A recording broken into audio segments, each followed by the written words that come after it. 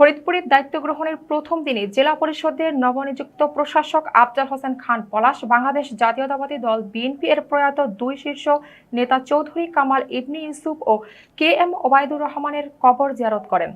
প্রতিনিধি মাহবুব চিস্তি জানান, রোববার সকালে নেতাকর্মীদের নিয়ে তিনি শহরের কমলাপুরের ঐতিহ্যবাহী ময়েজ মঞ্জিলে জাতীয়তাবাদী দল বিএনপি এর সাবেক ভাইস চেয়ারম্যান ও সাবেক মন্ত্রী চৌধুরী কামাল ইবনে ইউসুফের কবর জিয়ারত করেন। পরে তিনি নগরকান্দার লস্করদিয়া গ্রামে জাতীয়তাবাদী দল বিএনপি এর সাবেক মহাসচিব ও সাবেক মন্ত্রী কে এম ওবায়দুর রহমানের কবর জিয়ারত করেন।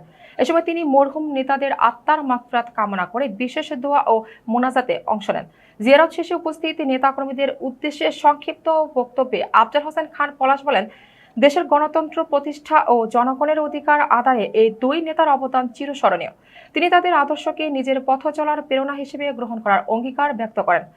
এ সময় বিএনপির সিনিয়র নেতা আবু বকর সিদ্দিকী, মিতুল, মোহাম্মদ শামীম হোসেন, জাকির হোসেন নিশাত, এনামুল হক ইমদাদ, শহীদুল হক শাহিন, যুবদল নেতা কে এম জাফর, দিদারুল মাহমুদ খান টিটো, শামীমুল হক তালুকদার, স্বেচ্ছাসেবক দল নেতা সৈকত হাসান সহ দলীয় নেতাকর্মী উপস্থিত ছিলেন।